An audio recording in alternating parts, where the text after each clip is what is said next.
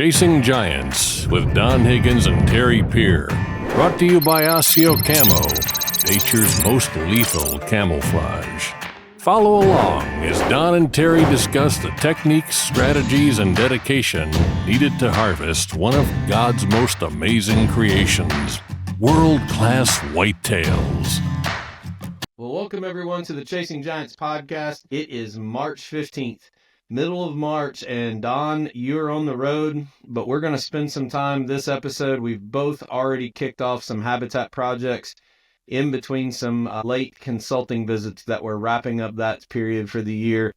But we just returned from Iowa. We did the live podcast that week. It was a fun show, especially when we get to hang out and see all of our sponsors and partners. We had a real good time seeing everybody in Iowa. Yeah, it was a great show. Standing room only for the podcast. We filled the room, and as I did for the seminar the next day, Sunday was quite a bit slower.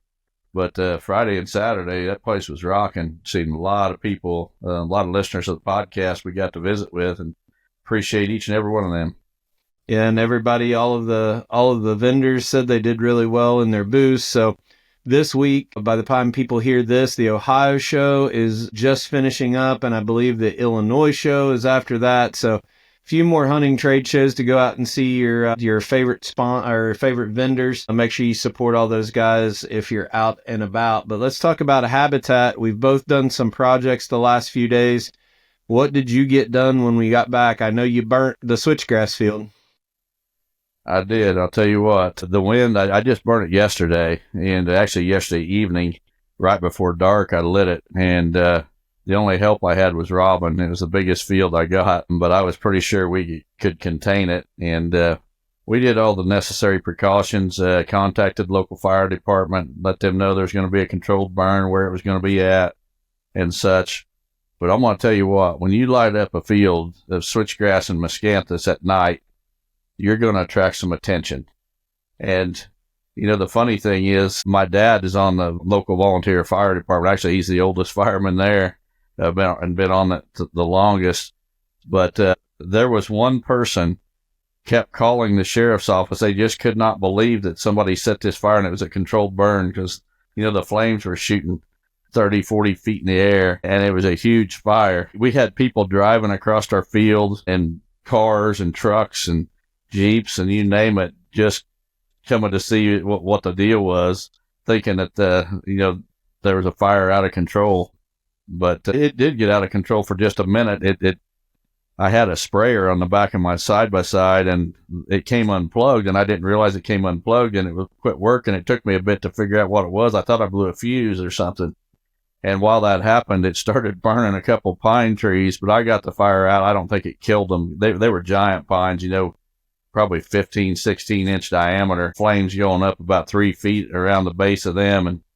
But I got the sprayer figured out and got the fire put out. Almost burned up a trail camera in the process, because I had a trail camera on one of those pine trees, and I was there with flames around me trying to get that camera off that tree.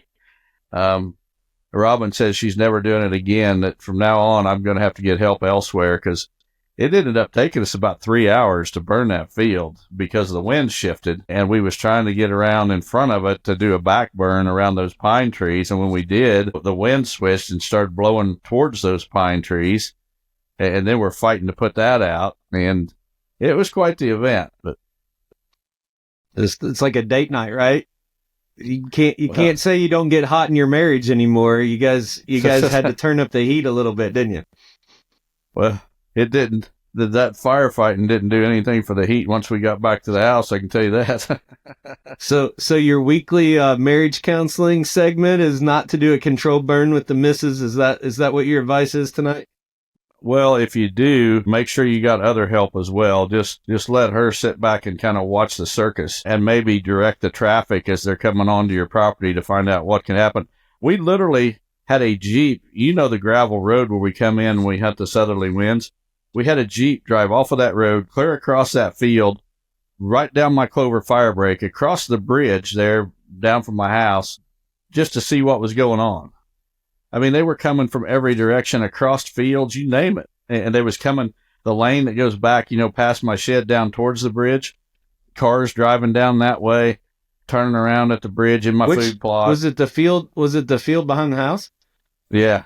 Yep. Well, I did notice you made a video for social media that we posted on Chasing Giants TV, where you took your bush hog on the front of the skid steer and mowed your miscanthus down. But still, I mean, that's just to keep the flames from going 50 feet in the air. That stuff gets so hot.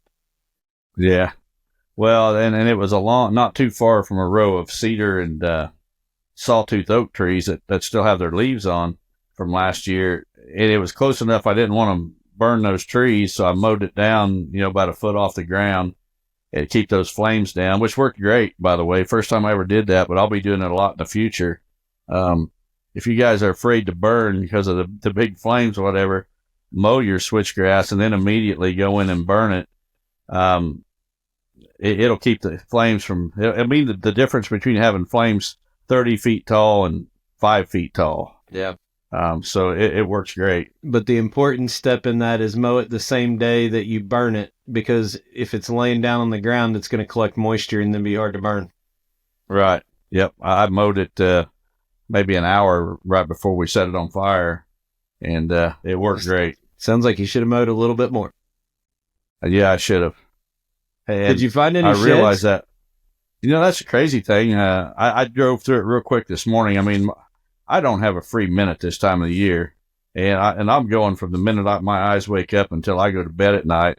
And this morning I was on the side by side, and I just took a minute to drive across the middle of that field and see if I seen anything obvious, and I did not. So it's been 3 years since that field was burned. And you can't tell me that there was no sheds in that field in 3 years. I think that the rabbits and the mice out in that grass, I think they just chew up them antlers. I don't know. We found a shed today walking a property, this year's shed, and it was already destroyed. I mean, there was big old hunks. So the squirrels were definitely having a mineral deficiency by chewing that much of it off. You also, I believe, planted some, was it clover this week with your drill? Yeah, I did. Putting in another orchard. I'm falling in love with these wildlife fruit orchards. So last year I planted one that has 40 trees in it, and then clover, as the base. Clover is just a great companion crop of these fruit trees because it's not really deep rooted, so it's not going to compete with those trees down in the root zone too much. It's a legume, so it puts nitrogen in the soil, which the trees will utilize, and then it's an additional food source. So it's like a clover plot on steroids, if you will. You got your clover, but you also got that fruit there. So a little bit more shade resistant too. Yeah. It works great. So I'm putting another one in. This one's going to be 30 trees. And got the clover drilled in there with the G-Series drill. And then I actually started planting trees. I got, I think, half of them, 15 of them. I did something I've got to stop doing. I don't know if you remember a couple of years ago, I had a property bought, and it had a purchase contract. I went in and planted a bunch of trees before it closed, and then the deal fell apart, and I had to go in the next spring and dig up all those trees and move them. Well, I did the same thing. The new 98 acre property that I bought a year or so ago, I ended up having an opportunity to buy some farm ground that butts right up to my farm, and I'm going to have to go in debt a little bit to do it, and I didn't want to be in debt that much, so I sold the 98 to buy these other tracts, and I'd already planted a bunch of fruit trees on that 98 last spring. So guess what? Austin and I actually did it, Austin Razor. So I went in there one day this week and dug up all those fruit trees, took the cages down around them, hauled them home, replanted them, stuck the cages back up on them, all in the name of wildlife habitat management. It's a lot of work digging those trees and resetting all those cages by yourself. So you're gonna have to get Austin up there back on the retainer moving those things if that happens again. Well, I don't plan on it ever happening again. Where they're going now, they're definitely not going to be moved. But it would be easier just to start from scratch with brand new trees and new cages. But I knew that the farmer that bought the 98 was not going to let those stand. He was going to farm that ground where I'd planted those. And I thought, well, instead of that all going to waste and the cages just be in a scrap pile or something, I'd go salvage them. And I did. And I probably saved myself with all that material, probably $1,500 or so. Right. But I'll tell you what, my plan is to never again plant the same tree twice. No fun. No fun. Well, this week I had a break. The weather was gorgeous in Kentucky. I don't know what it was up in Illinois, but believe it or not, the ground was dry. So I was able to finally get all my corn stalks bush hogged because I still had standing corn all over the place. All the corn had been eaten, but I still had standing corn in the field.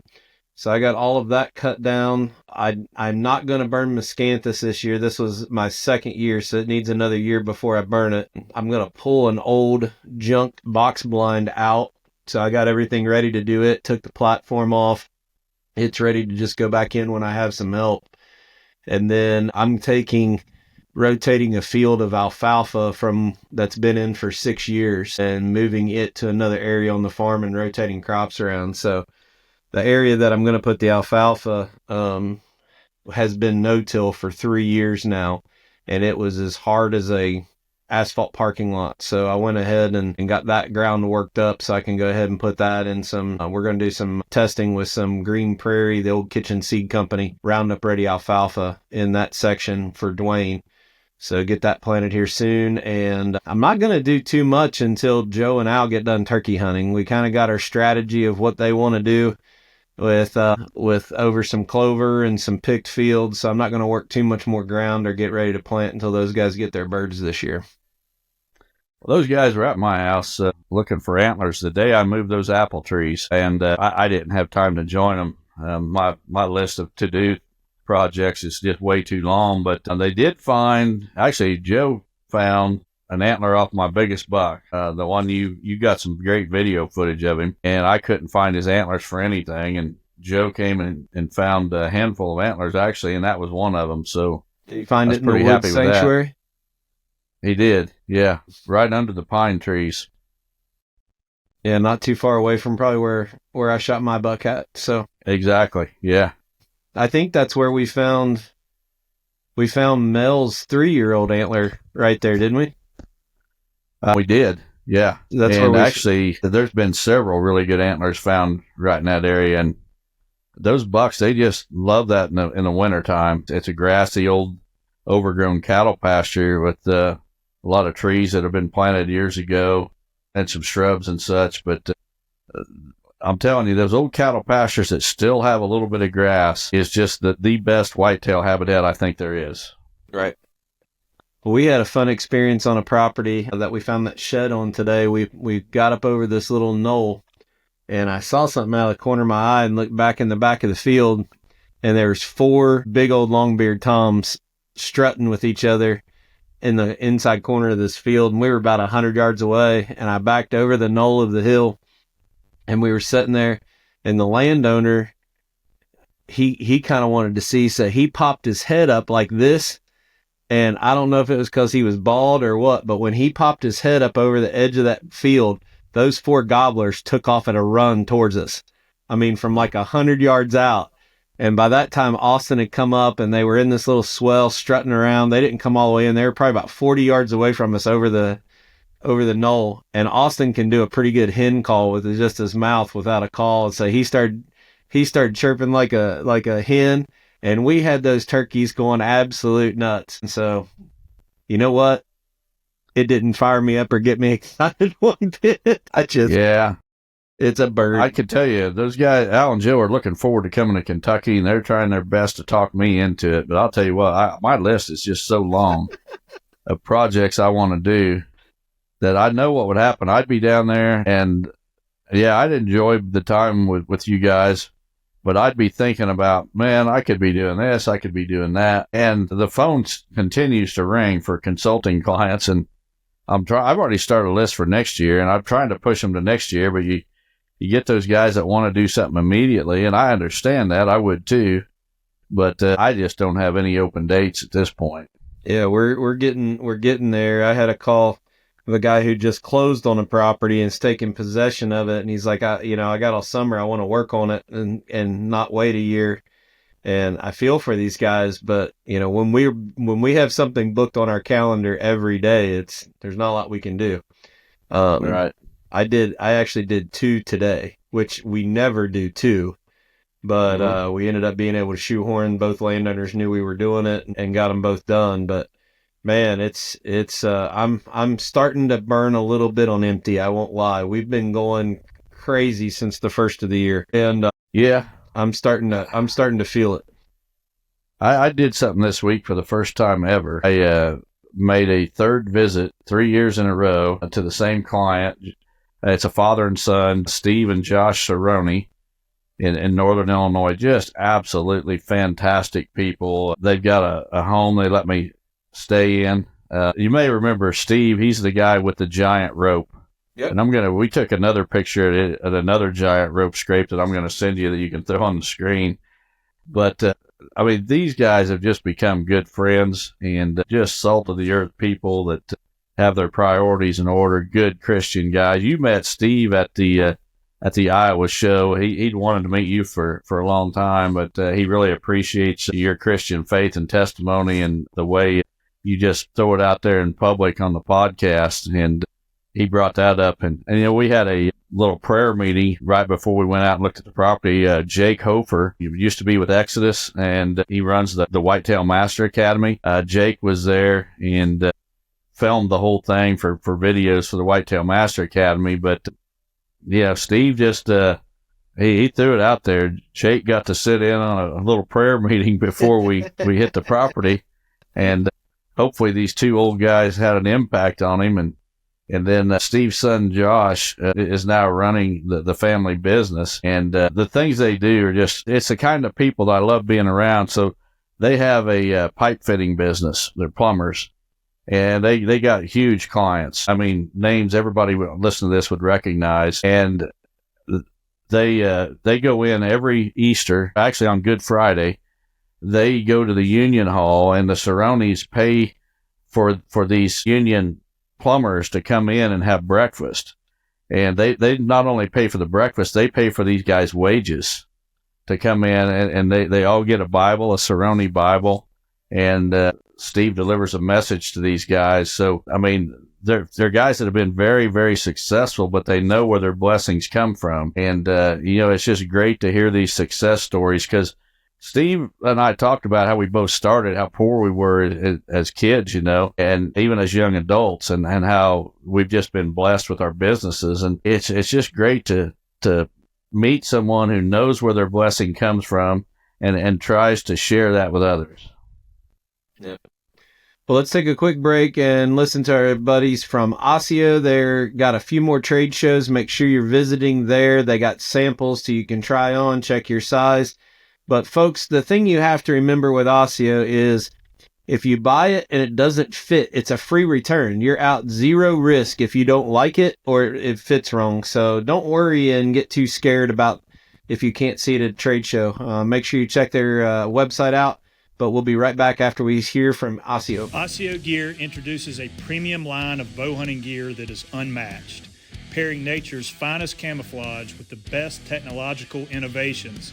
Osseo Gear brings whitetail bow hunters the gear they need to be the best at their craft.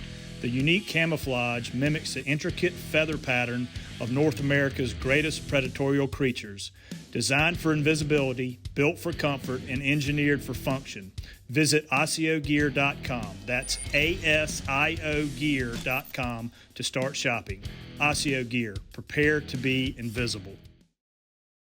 Well, Don, I really appreciate the opportunity to meet your buddy in Iowa. I think it's hilarious, that big old rope that he has. When he introduced himself to me, he goes, "I'm the guy with the big rope." So it was good to meet him. Sounded like, and he did the same thing. He actually just was so encouraging to us about how vocal we are about our faith. And I'm going to make a little announcement or teaser here.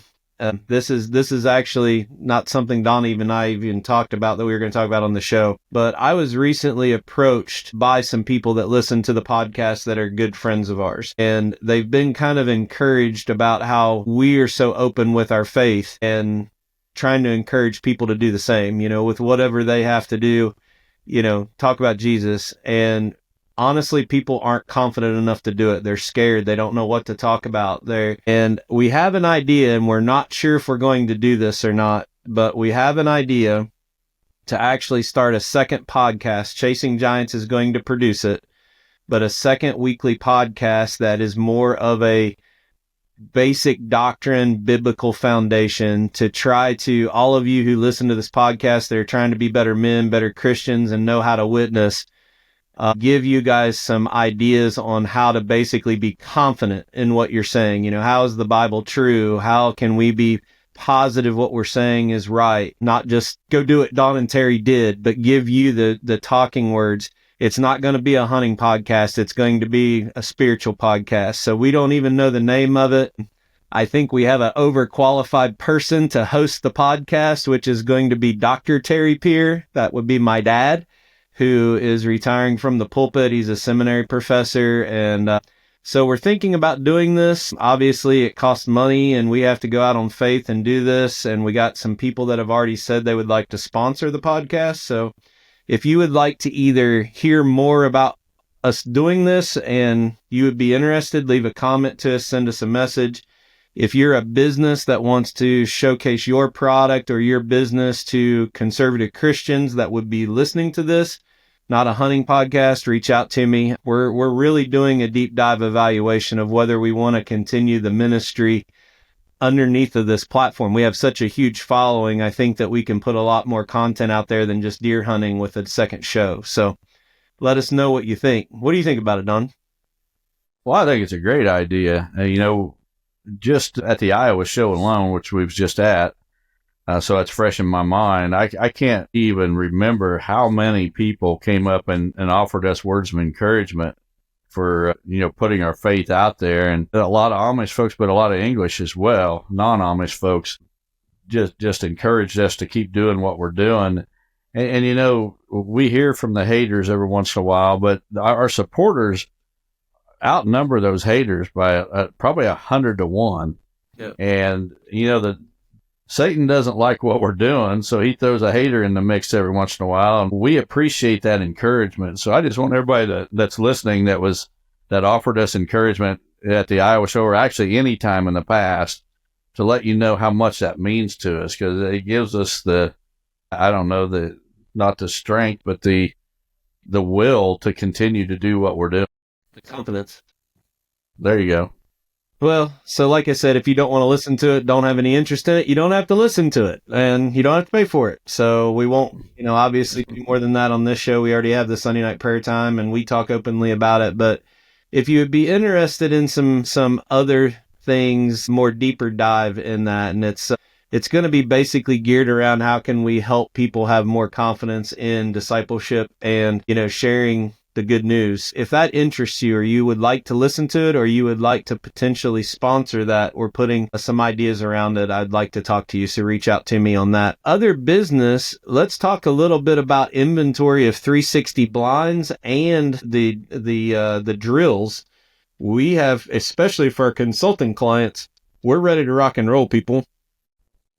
Yeah, I just would like to make everybody aware, through Higgins Outdoors, we offer consulting client discounts for both 360 blinds and the G-Series drills from PH Outdoors. But that is not through any dealer out there. You have to buy it through us. It's not a company-wide promotion, but we've stocked up on inventory because, this is the time of the year where we get a run from our consulting clients. And you don't have to be a consulting client to buy them. I will sell them to anyone. We just have a discount for those clients, but we are stocked up on the G-Series drills, the 5-footers and the 8-footers. We can get you the 3-foot and the 10s, but we just don't sell enough of them to carry inventory. We can special order those. And then on the 360 hunting blinds, we stock the 6x6 Pro Series and the 7x7 Pro Series. The other blinds are by special order as well. But we typically get a shipment in every month. Typically at the most, you're going to have to wait about 30 days to get your blind, but to pick them up right at my house. So if you're interested, reach out to me and we'll set you up. In addition, make sure you remember that we'd have the Chasing Giants edition. This is a pre-order blind through 360. you have to go and put your deposit for your build schedule in at 360huntingblinds.com.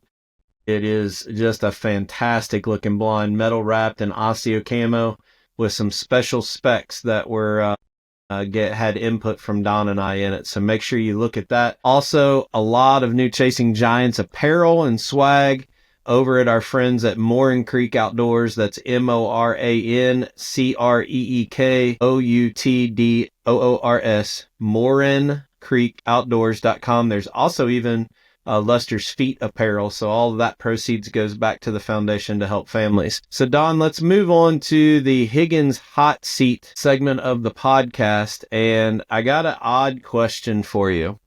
360 tells us to basically put you in a situation where you have no idea what I'm going to ask you. And I think I got a good one for you. But honestly, this is one I think you would want to prepare on. Looking back at the 30 years that you've developed your property, this was your grandparents' farm that you have just nurtured and done all this work to. You've mentioned a couple times that you fought through some challenges in the beginning and had to redo stuff. Other than buying the property and making it bigger, you look back at all of the projects that you've done over the years. What would be the one thing that you wish you would have done differently, that either you had to change over or just something you wish you would have done different, a hard lesson you had to learn, or maybe it was something you wish you would have laid out different at the very beginning that you can't change again? That's easy. So back in the beginning, the farm was mainly cattle pasture. We had beef cows and such, and got rid of the cows and signed up that pasture ground for CRP. There was a CRP program at that time. It may still exist. I don't know for sure. But you could take a pasture ground and enroll it in a tree program, and that's what I did. And my selection of tree species at that time, I did not. That was before the days where I owned the tree nursery and tree business, and a lot of that, the driving force for me to get into that business was that original CRP plan that I did on the farm all those years ago. But I knew I had some general knowledge about tree species and such, but I was trying to develop cover in a hurry. And the forester that I was working with at that time on that project, I was asking him which of these, because there was a list of native species that you could choose from. You needed at least 5 different species from that list to meet the specs. And I was asking the forester which of those species were the fastest growing, because I was looking at creating cover in a hurry instead of the long-term goal. I was thinking, I want to make it good in 5 years. Who cares about 10, 20 years? I want to make it good now.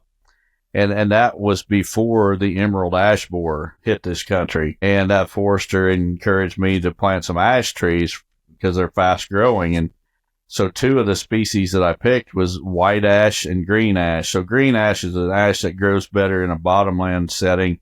The white ash is more of an upland variety of ash. And so I picked those 2 species because of their fast growth rate based on what that forester told me. Well, today, the ash trees are all dead, every single one of them. And I wish that I would have leaned heavier on white oak and even some swamp white oak, because at that time, there was literally hardly any deer on the property at all. It's very difficult for me to establish trees today without caging or tubing every single one of them. But when I did this original project, I planted 2 rows of white pines around the edge of that pasture. And we was just talking about those pines earlier when I talked about Joe finding that shed antler. Well, today, those pines are, 16-inch caliper, a couple feet off the ground, a big, 30-foot tall right. Plus. And we planted those when they were little seedlings, 12 to 18-inch seedlings. And I could never get away with that today because the deer would just eat them off. Well, back then there was no deer. And it's the same way with white oaks. Today I can't plant a white oak without either tubing it or caging it. But back then I could have. And I could have had a great stand of white oaks coming on. So if I could go back and change anything, it would have been the tree species that I selected on that original tree planting project all those years ago. Wow. Yeah, I can't imagine, you think back and just if those or those ash trees would have been oaks and what you would have had inside of that timber today, man, that would have been a lot different, wouldn't it? I mean, the graphic space would be the same, but what was inside of that would be a lot different, wouldn't it? Yeah, and today there's areas that are not real thick with trees because that's where the ash planting was kind of dominant, and they all died. And there's areas that are thicker, and that's where some of the other species were planted. But, there's nothing. I was actually had a call with Mark Drury today, and him and I were discussing habitat and a number of things. But, he was talking about there's no substitute for experience. And you can get on the internet and you can listen to this person talk and that person talk, but until you've lived it, that's what really beats the lessons home. And, I think the reason for our success as consultants today are some of those early lessons that I learned with my farm that I've shared with, you and Wes and Bobby and the rest of the guys, that it's just, I know they work. And we're saving our clients from some of these same mistakes that we made years ago. And, that's the value in hiring a good consultant, is the years that it'll save you, the wasted dollars, the wasted years on these projects. Man, I wish I could go back 30 years and plant white oaks instead of these ash trees.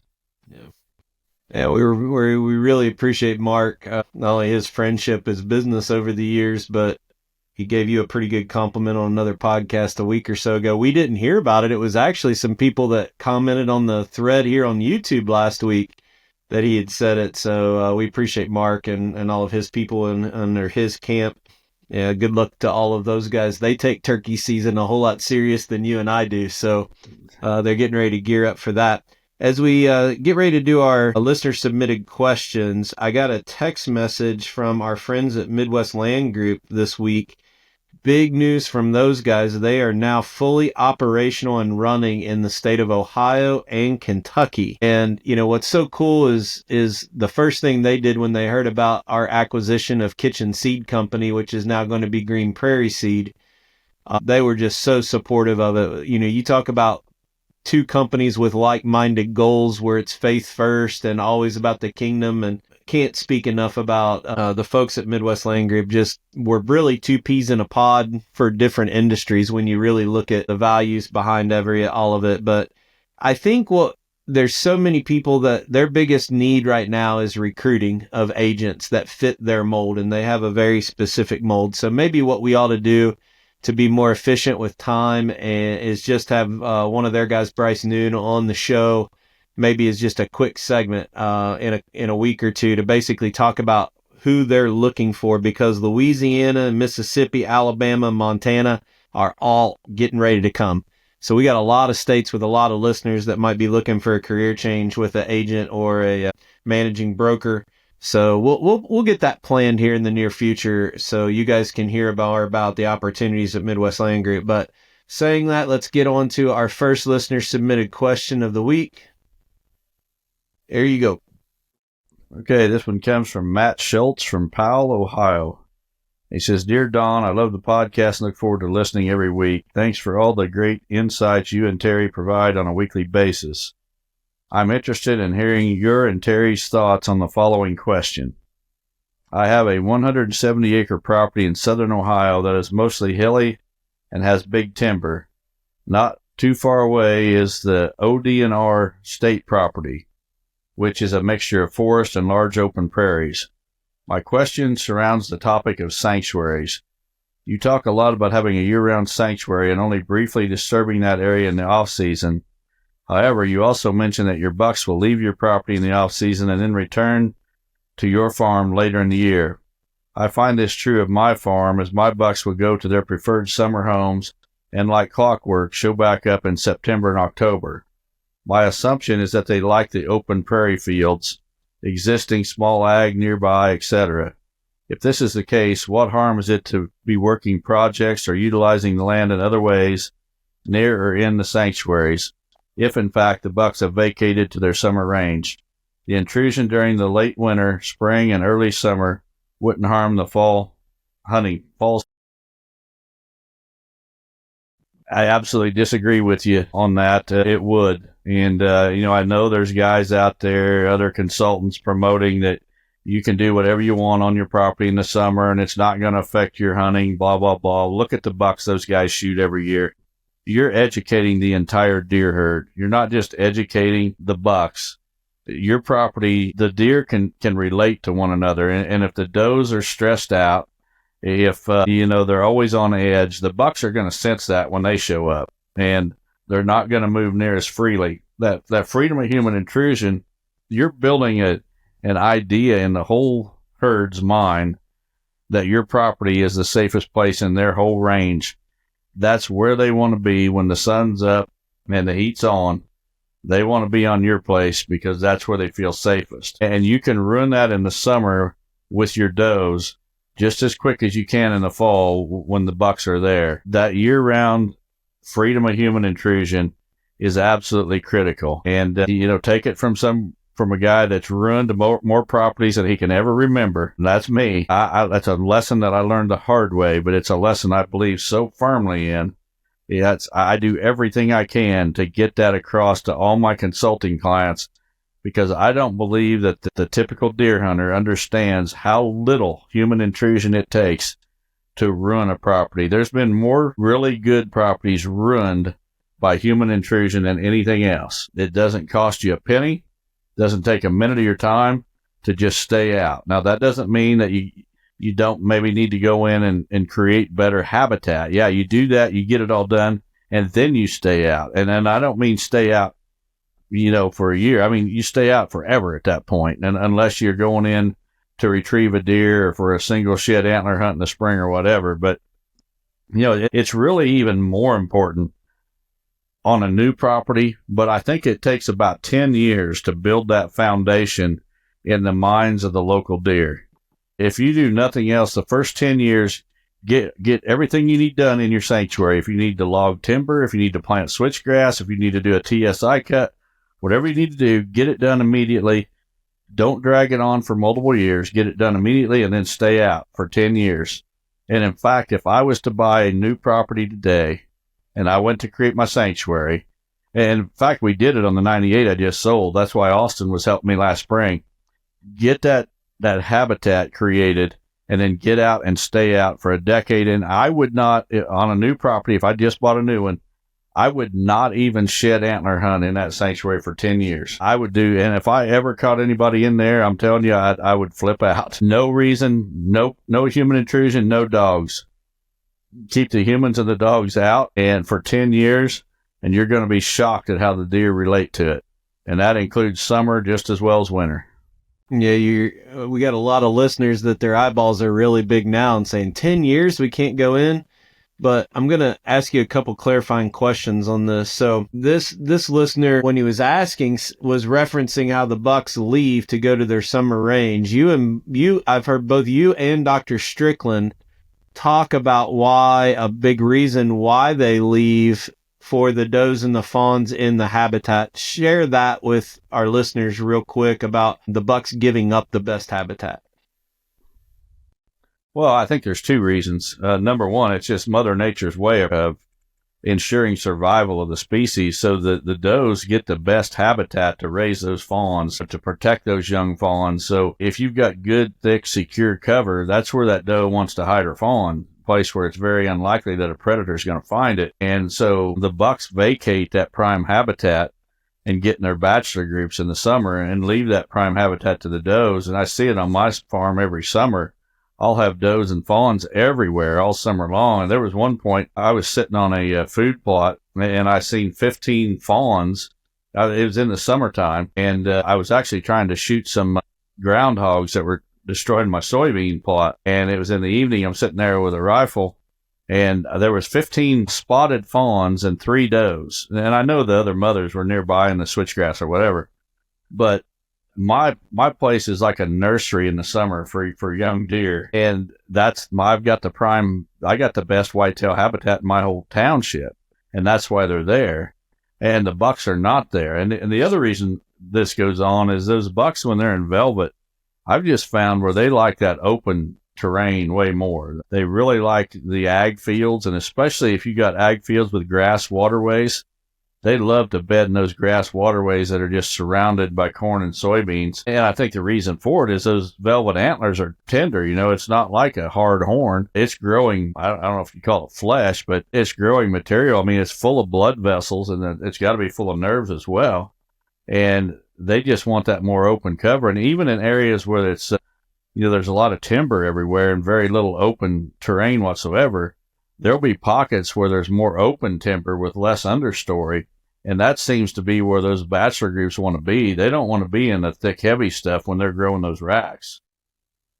I look at cattle, and when a cow has a calf, when that calf is with that mother, I mean, it pretty much is there all the time. I think about deer with a doe and a fawn. The amount of lessons that mother is teaching that fawn or that cow is teaching that calf that first year about how to survive. Every single minute of the day, think about having anxiety that you're going to die. I mean, think about that there's always something that's trying to eat you.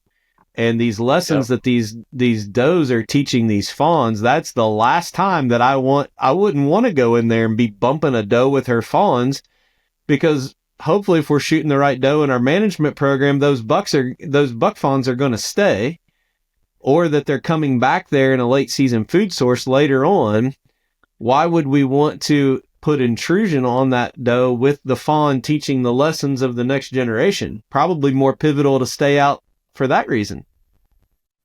Yeah, and I shared something in Iowa last week. I don't think it was on the podcast. I think it was a question during one of my seminars that backs up. I mean, there's probably people listening to this that think it's just crazy that these does are going to tell the bucks when they show up, hey, there's danger around here. Listen to me. But there was a situation decades ago with the Berlin Wall, and I encourage our listeners, if you've got internet access, do a search on Berlin Wall red deer and read what comes up. So back in the 1980s, the Berlin Wall was tore down. It separated, I think it was East Germany and Czechoslovakia. And for decades, this wall was patrolled by armed guards on both sides of the wall. And these guards would shoot these red deer and they would eat them. I mean, that was their meat. And so the Berlin Wall became a danger zone for these red deer. And they knew to avoid it, and they learned to avoid it over time. So in the 1980s, the Berlin Wall came down. And for 20 years after that wall was down, the red deer on one side refused to cross that where the wall had been to the other side, and vice versa. The red deer on the other side refused. 20 years after that wall came down, they were still refusing to cross. And those deer that were alive 20 years after the wall came down, they were generations removed from the days when that wall was there. And that's why I think it's so important for the first 10 years that you own a new property to stay the heck off of it, teach those deer, because what I've noticed on my property is each passing generation of deer become more, focused or locked in on the fact that my place is the safest place in the neighborhood.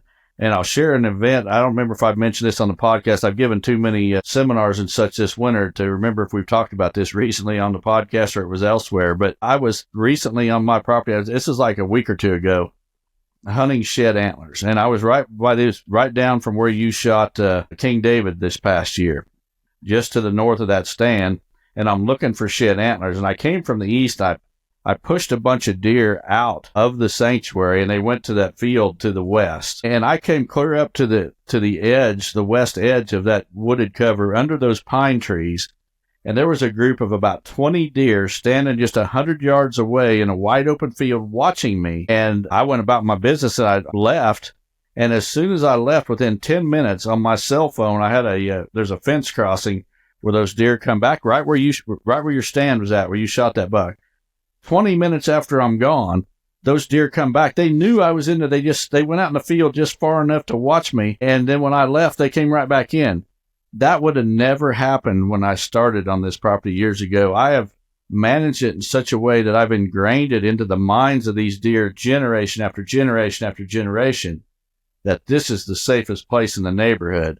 And if you think that you can go in there in the summertime and do whatever it is you want to do, ride four-wheelers or whatever. Well, you go ahead and listen to the other consultant and his videos, because I'm telling you what, he's not killing the biggest deer in the neighborhood. Well, we spent a lot of time on that question, so let's get the second one up here. The next one comes from Higgins Stackpole from Gray, Georgia. It says, "Hi, Mr. Don and Terry. Congratulations on shooting Zacchaeus this year. I've got a 120-acre family farm in Middle Georgia that I manage with my dad. My neighbors and I are good friends, and we shoot 5 or 6-year-old deer every year. My neighbors are getting older, and I know they want to sell the property in a few years. The property is very large, and I don't know if I'll be able to afford it when it comes. Sorry for the long-winded explanation, but do you think I should give up on putting all my efforts into my home farm and go look to buy a property that sets up more for growing big deer? If someone else buys my neighbors, it'll ruin all my efforts on my home farm. Thank you, and I'd love to hear some advice." Well, Hagen, I never stop looking for deer hunting property, whether it's permission properties or properties that I could potentially lease or purchase. Not that I'm in the market to purchase a bunch of property, especially after what I just purchased, the ag fields next to me. But I'm always looking for opportunities, because I'm telling you, every single year I've got permission properties that I lose access to. And every single year I gain access to a couple of new ones. And it's getting harder and harder to find a quality property where you really have a chance to kill mature bucks. Because, well, for one thing, there's less mature bucks, in my opinion, than there was a few years ago. But that's another topic. I'll stay off of that rabbit trail and stick to the question. But I don't think you should ever stop looking for other opportunities. Don't ever put all your eggs in one basket. And if that property comes available and you're able to pull it off, well, good. You're setting fantastic. But on the other hand, just like you explained, it might not happen either. So, never stop looking. Build a wall. Yeah, that too. Next one comes from Mylan Yoder from Fresno, Ohio. It says, "Love the podcast. Thanks for all you do for us hunters. My question is regarding a mineral company claiming their mineral will make a nighttime buck daylight. They suggest feeding their original blend until the bucks get used to it, then switching to the daylight formula to bring them in during legal hunting hours. Is there a secret ingredient out there that can successfully lure a buck to feed in daytime, or is this just another marketing scheme?" Well, Mylan, I guess I've missed that mineral company's advertising, but I can tell you that's the biggest bunch of nonsense I've heard in a long time. What kind of craziness is that? Thinking you can throw a mineral out that the bucks are going to only come and eat during the day. Well, what mineral is bucks eating during the winter anyway? They quit the mineral intake of bucks goes almost non-existent after velvet sheds. Well, and another thing is you got these companies touting, my mineral product has over 100 different nutrients. Well, let's look at the analysis of what's really there. You got so little of some of these nutrients that they're actually measured in parts per million, and like 0.007 parts per million. That's basically almost nothing. So there's just a lot of gimmicks out there to separate you from your money. But this is absolutely one of the most ridiculous things I've ever heard. Well, I can tell you that we don't claim that we can get a buck to daylight with mineral, but we're always investigating and trying to figure out ways to improve our nutrition program. And the amount of, especially now that Dr. Aaron Gaines is back helping us a little bit, the effort and time that we put even into existing products is second to none. So more to come on that soon, but a little bit different of an approach that we've always had with ours. Well, we don't use marketing gimmicks. We use science and real world testing, like we showed on the video on my farm this year. But that's just one of the craziest claims I ever heard. The next question comes from Brent Linder from Brandon, South Dakota. It says, "Hello guys. This past summer I was introduced to your podcast. I had never listened to a podcast before. However, it was perfect for me as I listen when I go for walks. It keeps my mind on deer and deer habitat during the walks. Thank you. My question is related to food plots. My typical food plots are set in a corn, beans, and deadly dozen rotation. I have a major problem with water hemp, coons, browse pressure, and pheasants, turkeys stealing my seed once put in the ground.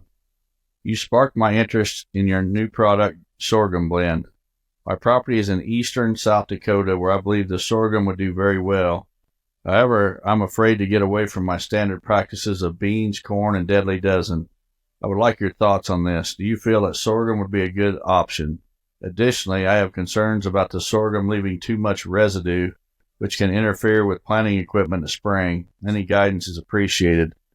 Well, Brent, I think the program you laid out with the corn, beans, and deadly dozen is basically the program that I have as well. And I'm actually going to put some acreage into the sorghum blend this spring. And I think it's a great complement to those other grains. And the big thing is the browse pressure.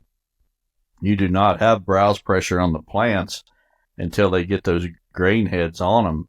And that's when the deer will start eating them. So if you got an area with a lot of deer, that grain, and you can't grow soybeans. I've heard that many times from various hunters I've talked to, real world customers, whatever, just can't grow soybeans because of browse pressure. Well, you should be able to grow sorghum there. The great thing about sorghum also is it'll do better in drier, arid regions like, the plain states where you're from.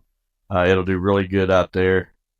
In much of the Midwest, it can be planted later. I mean, you can get into June, much later than corn. Even early July, I've seen them around my home. We don't grow a lot of it in the ag fields, but I have seen it grown as a second crop after wheat, planted in early July. So, and got a great crop off of it doing that. So I think it'll just complement your food plot program. And I'd encourage you to at least try one plot in it this year and then make a decision on whether you want to add more in the future. Okay. Last one of the night. This one comes from Jason Merchant from Central Lake, Michigan. It says, hi, Don and Terry. Thanks for all you guys do. God bless. I'm a long-time listener, but this is my first time writing. I have a couple of questions. One, I know from listening that you're a big believer in wind socks. I've never heard you mention using wind socks in your food plots near where you hunt. Do you just know from experience that by looking at the wind sock from your house, you know how the wind acts at your hunting spots? Question number 2, I just sold my fishing boat and have some money saved up. I have a 42 horsepower tractor with a rototiller. My question is, if you had $7,000 saved up, what would you spend it on to grow food plots? I want to get serious and grow food right for my herd. I've always wanted to plant soybeans and corn, but haven't had a way to do it. Is $7,000 enough to accomplish these goals? I look forward to the next podcast each time it comes out. I hope you select my question. P.S. I shot my biggest Michigan buck this year on December 18th. The only reason I went out to hunt that morning was that I had a picture of him the year before on the same date, 12/18/2023. God is good. Well, Jason, in regards to the wind socks, I don't want them anywhere around my food plot. I think it's just a way to potentially spook the deer, although they could get used to it, obviously, but I live in pretty flat terrain, so the wind stays pretty steady. If I do have a stand site where it does not tend to stay with the direction I'm seeing at my house, I've learned what direction I need at my house to hunt a particular stand, and I think that's the best way to go about it, because if you did have one on your food plot, you wouldn't know what the wind's doing there until you get to that plot. So you need a reference wind sock so that you can reference, hey, at my house, if the wind's out of the south and I go hunt stand number 1, the wind is either still going to be south or maybe it's going to be, who knows, east, based on the terrain and how the terrain can deflect the air and such. So I would advise you just to have a wind sock at your house and learn how that relates to each one of your stand sites. $1,000 you've got to spend on equipment. I can tell you one of the first things that I would buy, and one of the things that gets neglected by a lot of people, is a sprayer. I think you need a good sprayer. You can buy a 50-gallon sprayer, which would be perfect for your tractor, with 30-foot, 2 10-foot booms for 30-foot total spraying width. You can probably get one a little smaller too, but I like the 30-foot. You should be able to get one of them brand new for, $2,000 less, and that leaves you $5,000, which I think, you've got the rototiller, so you could probably get by with that as far as working the ground. I would invest in some sort of a planter. Yeah. You only got a 42 horse tractor, so you're not going to be able to pull something too big, but you could probably get used grain drills. You're not going to have enough money to buy, some of these specialized food plot drills, but you can buy some older used ag equipment, very reasonable. Get on Craigslist or Facebook Marketplace, things like that, and you can find what you need. But I'd have a sprayer and I'd have a good planter. All right. Great advice. Well, that's it for the show this week. Appreciate everybody's patience as we were late to upload last week due to our travel schedules. The podcast did not upload till Monday. So thank everybody for their patience. Again, if you guys are interested in listening to a second podcast each week, and this one being more about discipleship and fundamentals of doctrine and things to give you a little bit better confidence, if you want to witness to others. If we've encouraged you to want to do that and you just need the tools, send me a message or leave a comment down below. It might sway us on what our decision, whether we're going to try to put this business plan together and try to find some partners that are willing to help us fund it. But if you're interested in more of that, reach out to me privately. And Daryl Monk, you got to meet Harold for the first time in Iowa this week. I was glad you two got to finally meet, but Daryl has Sunday night prayer time this week. But our friend Harold donated some cameras. We were able to give them away throughout the show and even came and had a closing pair for our podcast. So we appreciate him. He's a good dude.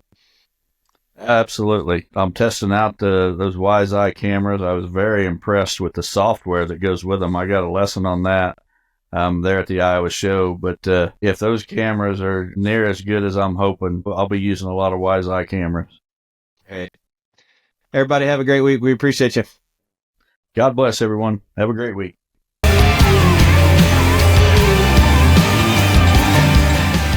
Chasing Giants has been brought to you by Osseo Camo. Thanks for listening, and tune in next week for another episode of Chasing Giants.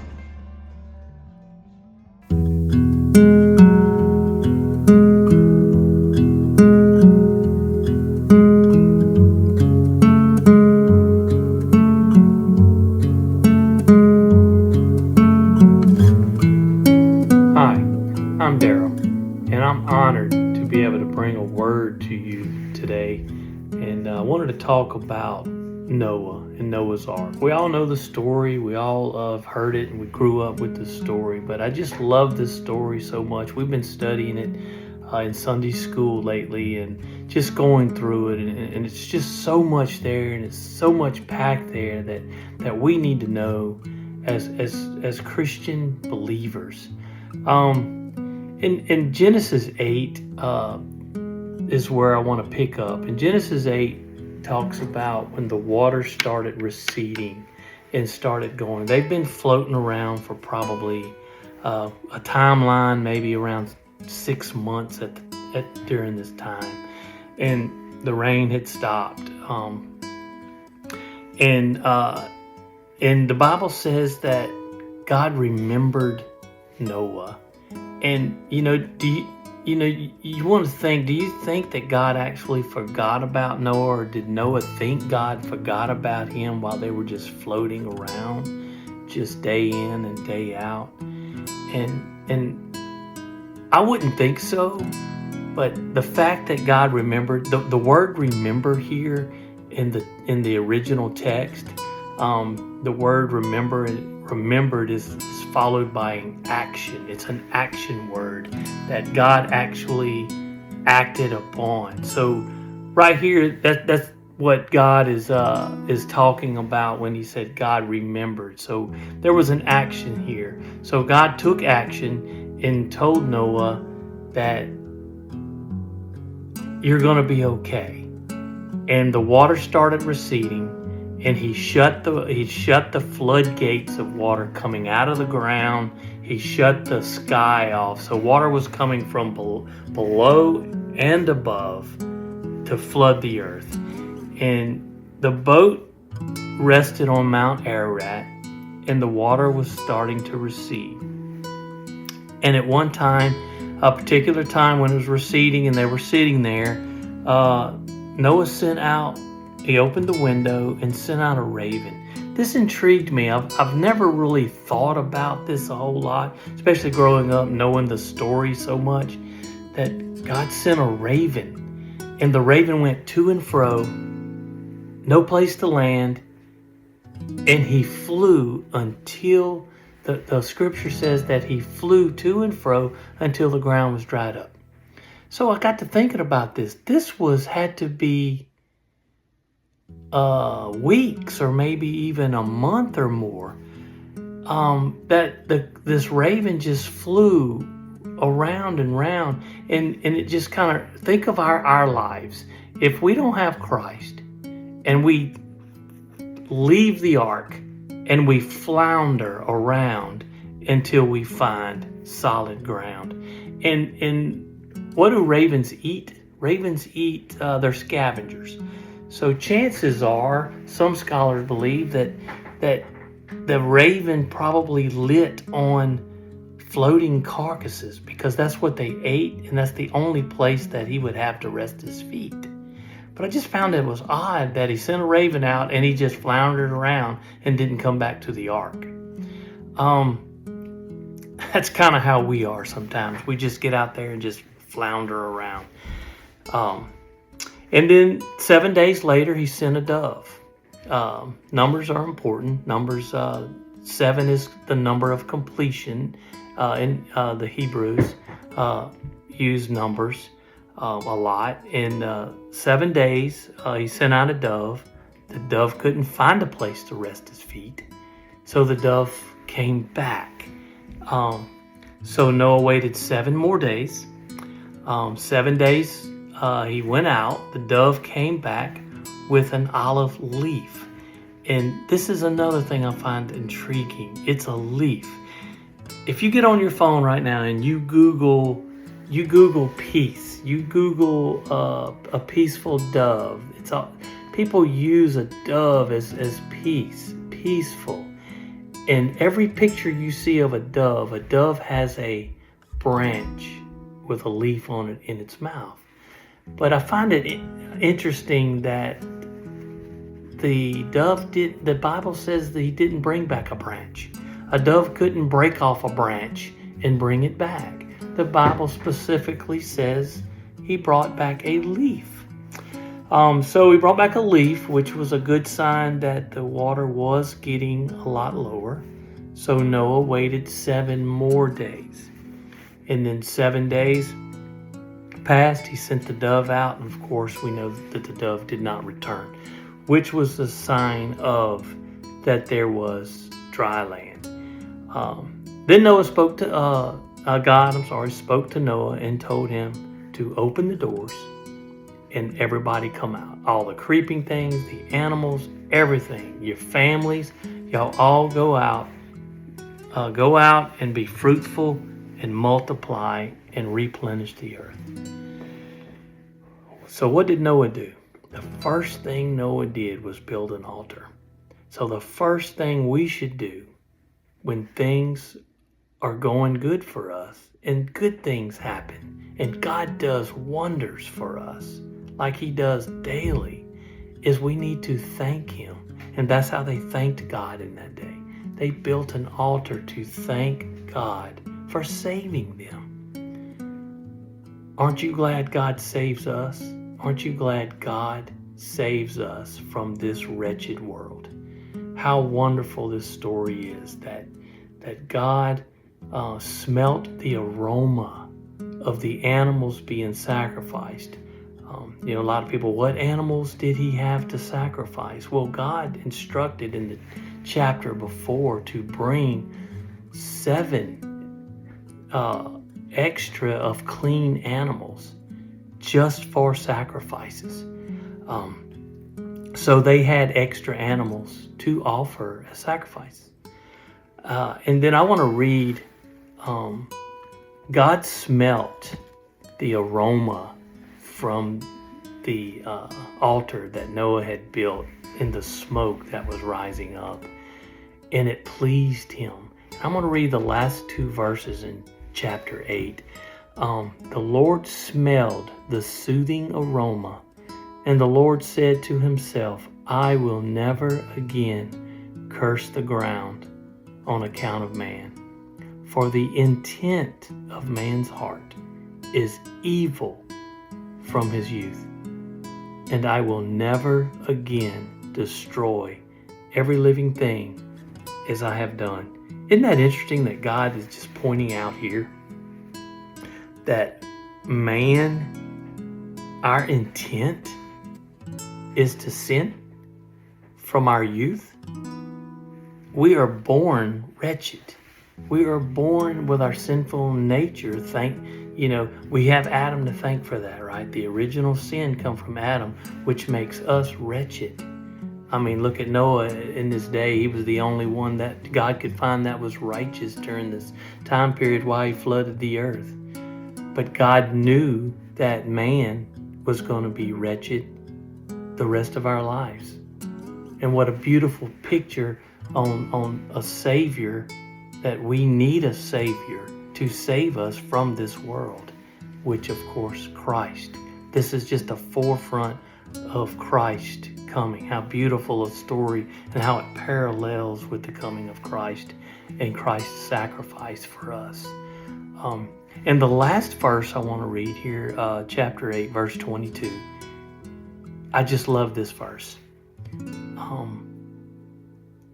God says, while the earth remains, seed time and harvest, cold and heat, summer and winter, day and night shall not cease. How beautiful that verse is. What God is saying here is, I created this earth. Man's not going to destroy this earth as long as the earth remains. That means God's got this. God's got it.